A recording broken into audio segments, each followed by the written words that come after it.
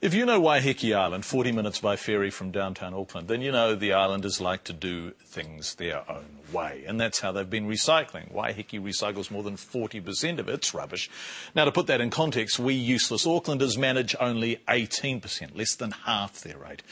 But now an Aussie-based multinational has been awarded the recycling contract. The council says it's cheaper and that makes it better. Bollocks, say Waiheke Islanders. Mihina Rangi Forbes from the island. They came beating their drums, waving protest banners and singing songs of kotahitanga. The outcome was no surprise. Deputy Mayor? Yes. Councillor Waiheke? Yes.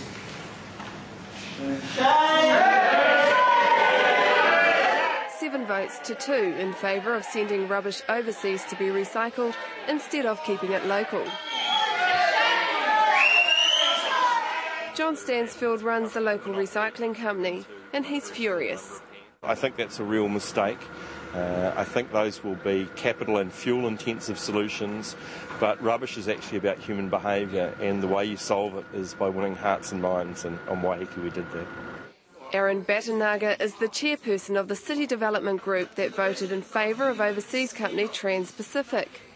What about community, though? This decision supporting a multinational over a community who are doing a good job.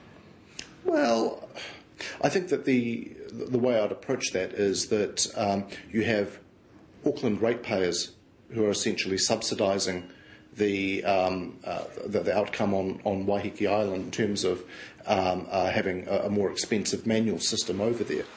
43% of the rubbish here on Waiheke is recycled. Under the current system, glass goes back to Auckland to be made into bottles. Under the new company, it'll be dumped at this recycling company in Onehunga.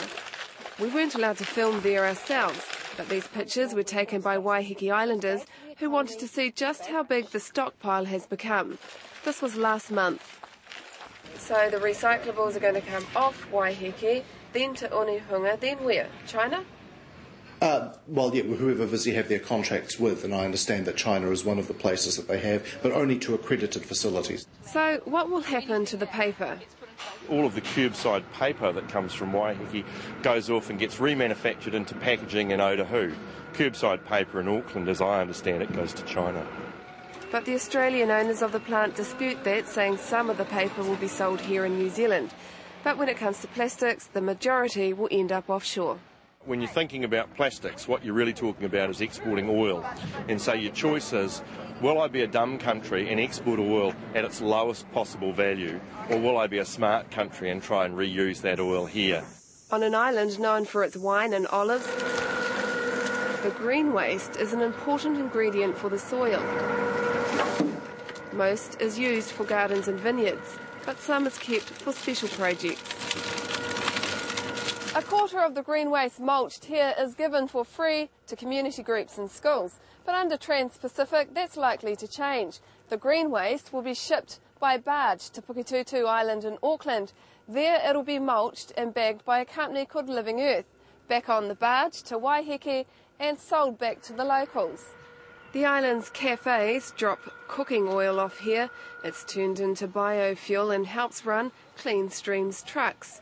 Rawiri Toko drives one of them, but not for much longer. Devastation, really, economically, and from the employment situation. There's a lot of a good majority of the people wanting to, well, not wanting to, but having to get back into taxpayer-funded wins. 22 jobs will go under the new deal. 22 job losses. Are you worried about that? Yes.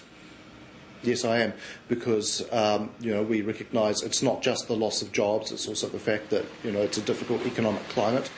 Whatever happens in the next short while, the Waiheke Islanders are proud to say they do it better.